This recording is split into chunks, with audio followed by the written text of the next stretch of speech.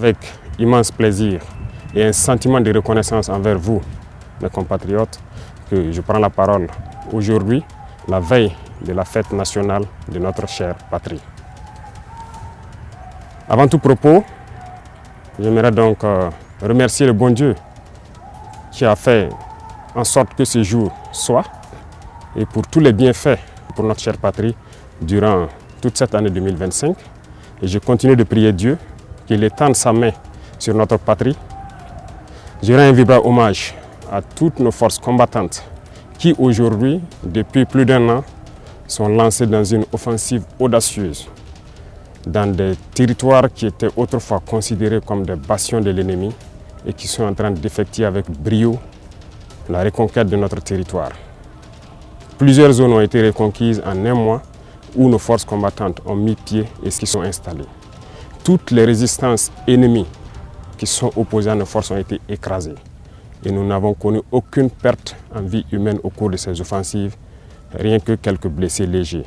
D'ailleurs, ces blessés à qui je souhaite un prompt rétablissement et à tous les blessés de cette barbarie qui nous a été imposée.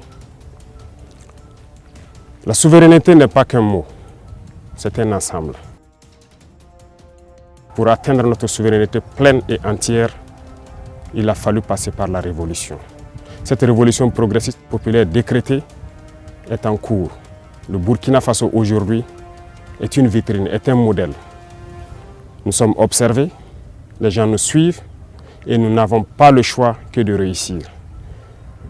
Et j'ai ce plaisir de dire que nous sommes sur la bonne voie et que nous allons réussir. C'est pourquoi tous ceux qui se battent pour atteindre cette souveraineté, cette indépendance réelle, je les exhorte à continuer le combat. Et tous ceux qui étaient encore dans le doute doivent rejoindre le bateau et pouvoir conjuguer ensemble nos efforts. Tous ceux qui communiquent pour éveiller la conscience de nos populations doivent encore amplifier la communication, intensifier, redoubler d'efforts. Des exemples nous sont donnés à travers le monde, à travers l'Afrique. Ces organisations africaines qui brillent par leur médiocrité, qui ont des comportements aux antipodes de l'honnêteté, qui ont des comportements aux antipodes de l'africanité, sont des exemples palpables qui doivent nourrir les débats pour pouvoir éveiller les consciences des jeunes. À tous ces opérateurs économiques qui avaient l'habitude, depuis des décennies, d'exporter nos matières premières et de réimporter des matières finies, je les exhorte à changer de logiciel, à comprendre qu'il faut industrialiser notre patrie. C'est là la souveraineté. Ça créera de l'emploi et ça nous permettra de transformer nos matières premières et maintenant devenir exportateurs des produits finis. À tous ces enseignants, ces braves enseignants à qui je tire mon chapeau, qui se battent corps et âme pour transformer les tout-petits, les rendre plus patriotes, plus civiques, les rendre révolutionnaires dans l'âme, je vous exhorte à continuer ce travail parce que c'est par eux que nous pourrons maintenir le flambeau de notre patrie. À tous ces acteurs du monde de la santé qui font des prouesses aujourd'hui, qui hier nous croyions impossibles au Burkina Faso, je vous exhorte à continuer de vous battre. Nous serons de votre côté, nous allons vous appuyer autant que possible en matériel, en logistique, pour que vous continuez à exprimer votre talent, à faire en sorte que ce qui se fait ailleurs puisse se faire ici. Et à conjuguer vos efforts avec le monde des tradipraticiens, ceux-là qui utilisent nos plantes pour nous soigner, parce que la souveraineté, elle est aussi sanitaire. À tous ces acteurs du monde agricole qui ont compris le sens de notre combat, qui accompagnent dans l'offensive agropastorale, nous vous rassurons que nous ne ménagerons aucun effort pour que vous puissiez continuer à donner le meilleur de vous-même, pour que cette souveraineté alimentaire que nous souhaitons tant puisse être une réalité et pour toujours. Quiconque parle de souveraineté ne peut pas tendre la main pour continuer à demander à manger. Ça passe obligatoirement par là.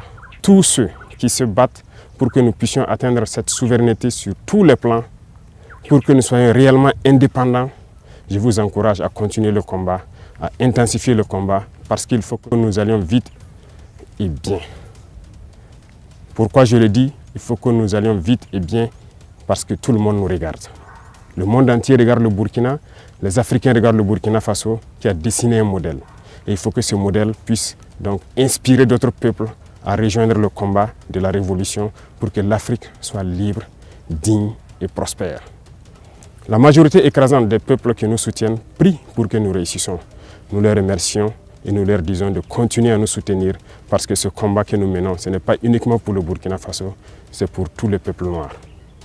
Cette minorité qui est encore perdue, égarée, qu'elle soit bien au sommet des États ou bien ces populations qui n'ont pas encore compris, qui continuent à prier pour que nous échouons, nous leur disons merci parce que leur haine nous permet également de continuer le combat et d'aller de l'avant. Et j'espère qu'elles comprendront un jour revenir à la raison et pouvoir se débarrasser de ces gènes de l'esclavage qui les tiennent. Le combat contre l'impérialisme, le néocolonialisme et toutes ces manifestations se mènent tous les jours que Dieu fera. Nous ne baisserons pas les bras, nous continuerons sur notre lancée et je pense que toute la jeunesse est aussi invitée à s'exprimer. Nous continuerons à les encourager pour que nous puissions atteindre nos objectifs parce que la souveraineté, l'indépendance, la liberté que nous voulons pour vivre en paix au Burkina Faso, c'est tout cela. Voilà pourquoi je dis que ce n'est pas qu'un simple mot, c'est un ensemble. Aujourd'hui, nous sommes fiers de dire que nous avons fait des progrès, tant sur le domaine industriel, industrie civile que militaire. Nous avons fait des progrès sur le domaine de la santé, nous avons fait des progrès sur le domaine des infrastructures, nous avons fait des progrès sur le domaine de la défense, de la reconquête. Ces criminels qui avaient occupé ces zones de notre patrie, croire que c'était leur sanctuaire, ont été délogés dans plusieurs zones, sont en train de fuir le Burkina Faso. Vous verrez certainement des images de leur fuite, mais nous leur disons qu'à présent, ils n'ont que deux choix. Fuir le Burkina Faso ou mourir, parce que les forces combattantes sont engagées dans cette offensive et ça va continuer. Nous allons poursuivre jusqu'aux limites de nos frontières et sécuriser le Burkina Faso pour que le Burkina Faso vive en paix, se développe, soit prospère, soit un modèle qui inspire les autres nations. Je vous souhaite une très bonne fête d'indépendance dans la sobriété bien sûr, que ce soit une occasion de réflexion, de pouvoir discuter, d'échanger, de communier pour réfléchir à l'avenir de notre chère patrie et pour que le Burkina Faso soit un modèle. Je répète, le Burkina Faso doit être un modèle pour inspirer d'autres peuples. Vive le Burkina Faso, vive le pays des hommes intègres. Très bonne fête